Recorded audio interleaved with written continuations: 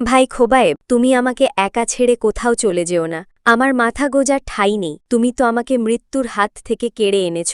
আমার দুনিয়াতে আর কোনো আশা বাকি নেই। সব আশা আকাঙ্ক্ষা স্বপ্ন স্বাদ আমার ধুলাই মিশে গেছে। এখন শুধু ইসলামের জন্য জিহাদ করেই জীবনের জবনিকা থানতে চাই। শাহাদাতের অমৃত সুধা পান করে রক্তমাখা ভূষণে আল্লাহর কাছে পৌঁছাতে চাই। আমি চাই আমার তাজা খুনে ইসলামের কালেমা খচিত ভুলডা তামাম জাহানে উড়াতে। আমি চাই হজরত সুমাইয়া রাদিয়াল্লাহু আনহার মতো শাহাদাত বরণ করতে। আমি চাই ইসলামের দুশমনদের দুনিয়ার বুক থেকে জাহান্নামে নির্বাসন দিতে। আমি চাই তামাম তাগুতি শক্তিকে পদানত করে ইসলামকে সুপ্রতিষ্ঠিত করতে। আমি চাই গোটা মুসলিম বিশ্বের বিজয় ছিনিয়ে এনে মজলুম মানবতার মুক্তি দিতে, নিপীড়িত মা বোনদের ইজ্জত রক্ষা করতে, এতিম বিধবা পঙ্গু অনাথ অনাথিনীর মুখে হাসি ফোটাতে, কাফির বেঈমানদের বন্দিশালার লৌহ কপাট চূর্ণ করে সকল বন্দি বন্দিনীকে উদ্ধার করে তাদের স্বজনদের কাছে ফিরিয়ে দিতে, সন্তানহারা মায়ের বুক ফাটা আর্তনাদের পরিবর্তে আনন্দের হাসি দেখতে, দুঃখী ও অসহায় মানুষের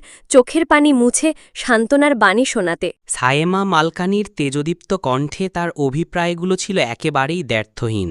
আমি হতভম্ব হয়ে গেলাম। মনে হলো আমি নবজীবনের সন্ধান পেয়েছি।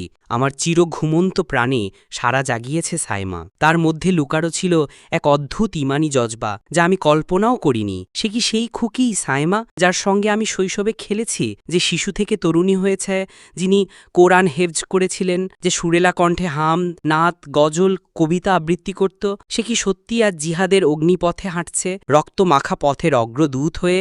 এসব ভাবতে ভাবতে সূর্য ঢলে গেছে, আর সায়েমা বলল, ভাইয়া, জোহরের সময় হয়ে গেছে। গোসল সেরে নামাজ পড়ুন। আমি নদীতে গোসল করতে যাই। গোসল শেষে সামনের দিকে হাঁটতেই দেখি অস্ত্র শস্ত্রে সজ্জিত এক সৈনিক আমার দিকে তাকিয়ে আছে। আমি প্রায় সংজ্ঞাহীন ভয়ে পালাতে শুরু করলাম। হঠাৎ সায়েমার কোমল কণ্ঠ ভেসে এলো, খোবায়েব ভাইয়া, তুমি কোথায় যাচ্ছ? আমাকে একা ফেরে চলে যেও না, ফিরে এসো। আমি ছুটছি, ঘন জঙ্গলের অন্তরে ঢুকে পড়ি। বুক ফেটে যাচ্ছে, নিঃশ্বাস ছুটছে, মনে হলো যেন প্রাণটাই ছাড়তে চাইছে। কিন্তু আল্লাহর রহমতে বেঁচে গেলাম। হঠাৎ মনে পড়ল আমার অসহায়া বোন হাফেজা সায়েমা মালকানির কথা।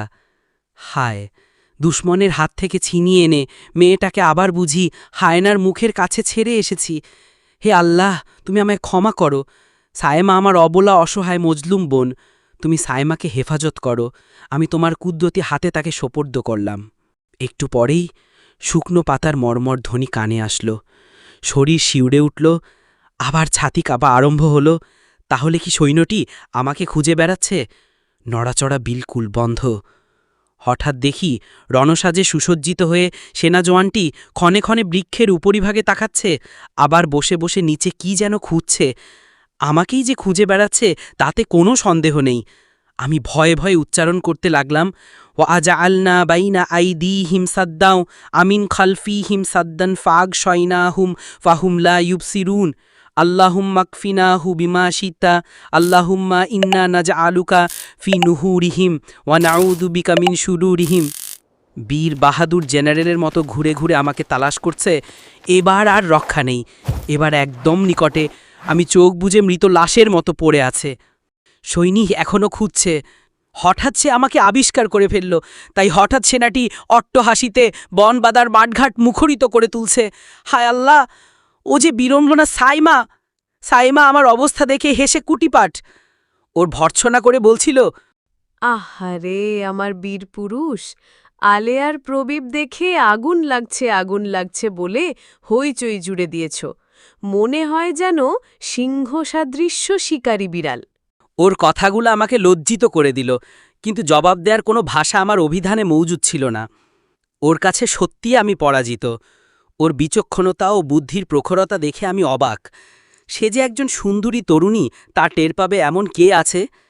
সায়েমা দুঠোঁটে মুচকি হাসির রেখা টেনে বলল, বাহাদুর ভাই, এবার ইঁদুরের গর্ত থেকে বেরিয়ে আসুন।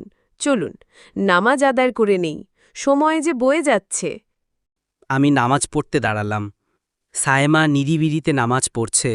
ক্ষুধার্ত পেটে কয়েকটি খেজুর আর কিসমিস খেয়ে নদীর পানি খেলাম। আমি সায়েমাকে জিজ্ঞেস করলাম, আমাদের তো অস্ত্র এসেছে, কিন্তু চালানো জানি না। তুমি কি জানো? ভাই, তুমি কি মুজাহিদ? অস্ত্র চালানো শিখতে হবে। আল্লাহ পবিত্র কুরআনে বলেছেন, যুদ্ধে প্রস্তুত হও তোমার শক্তি ও ঘোড়া দিয়ে। সূরা আনফাল আয়াত ৬০। মাওলানা, ইমাম, পীর মাশায়েকরা যুদ্ধা শিখছেন না, এটা ফরজ শর্তত্যাগ কাজ। আমরা যারা জিহাদ করি তাদের যুদ্ধ শিখতে হবে। আমাদের মহল্লায় কমিউনিস্টরা আগুন লাগিয়েছিল, শত শত নারী পুরুষ বন্দী হয়েছি। আমাদেরও গ্রেপ্তার করে সেনা ছাউনিতে নেওয়া হয়েছিল। নারীদের প্রতি নির্যাতন অবর্ণনীয়। আমি বন্দী হয়েও আল্লাহর কাছে নিজের ইজ্জত রক্ষার জন্য দোয়া করেছি। সে এসএলআর হাতে নিয়ে আমাকে ধীরে ধীরে অস্ত্র চালানো শিখালো। প্রথমে একটু কষ্ট হলো, পরে সাহস বেড়ে গেল। আমি আল্লাহর শকরও আদায় করলাম।